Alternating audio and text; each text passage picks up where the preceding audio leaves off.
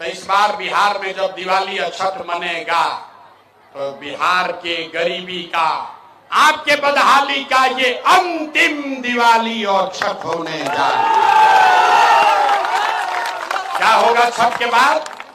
छठ के बाद जब ये व्यवस्था बनेगी, अगर आपने अपने बच्चों के लिए वोट दिया, जनता का राज बना, तो इसका पहला संकल्प है, नाली गली बने चाहे मत बने, स्कूल अस्पताल जब सुधरेगा तब सुधरेगा, लेकिन साल भर के अंदर सब लोग याद कर लीजिए, अपने अपने आंचल में ओढ़नी में बांध लीजिए, साल भर के अंदर जितना आपका घर का सामान गया है बाहर मजदूरी करने, जो बच्चे यहाँ पढ़ लिख कर बेरोजगार बैठे हैं, उसको सरकारी नौकरी मिले या न मिले, लेकिन सभी के लिए कम से कम 10 से 12 हजार रुपया के रोजी रोजगार का व्यवस्था बिहार में ही करके दे दिया जाएगा।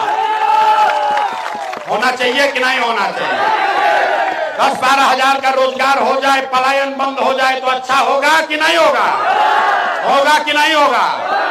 अगर ये बात समझ में आ रहा है, जब इस सभा के बाद अपने घर जाइए तो लोगों को बताइए, अपने बच्चों को बताइए, ए बचवा, अब की हाली जब दिवाली और छठ में घरे आइब, अब की हाली जब दिवाली और छठ में घरे आइब, तो फिर 10-12 हजार रुपया के रोजी रोजगार के लिए जीवन में कभी दरभंगा, जाले, बिहार छोड़कर बाहर नहीं जाना पड़ेगा।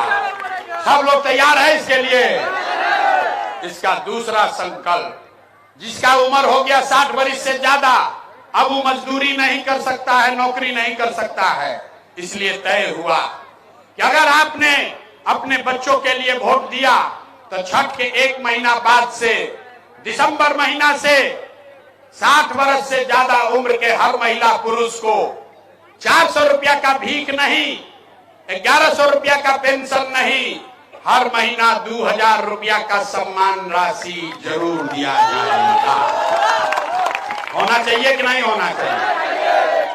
अंतिम संकल्प, ये 2000 रुपया मिलने से जीवन नहीं सुधरेगा, 10-12 हजार के मजदूरी से भी जीवन ना सुधरी, जीवन तब सुधरेगा जब आपके बच्चे पढ़ लिख कर आगे बढ़ेंगे। तो ये तय हुआ कि अगर आपने अपने बच्चों के लिए वोट दिया तो छठ के बाद हर गरीब को ये सुविधा होगा। आपके गांव में जब तक सरकारी स्कूल नहीं सुधरे, आप अपना बच्चा को प्राइवेट स्कूल में भेजिए, अंग्रेजी स्कूल में नाम लिखवाइए, स्कूल भेजने का खर्चा और फीस सरकार की ओर से दिया जाएगा, ताकि गरीब से गरीब का बच्चा भी अंग्रेजी स्कूल में पढ़ सके। होना चाहिए कि नहीं होना चाहिए?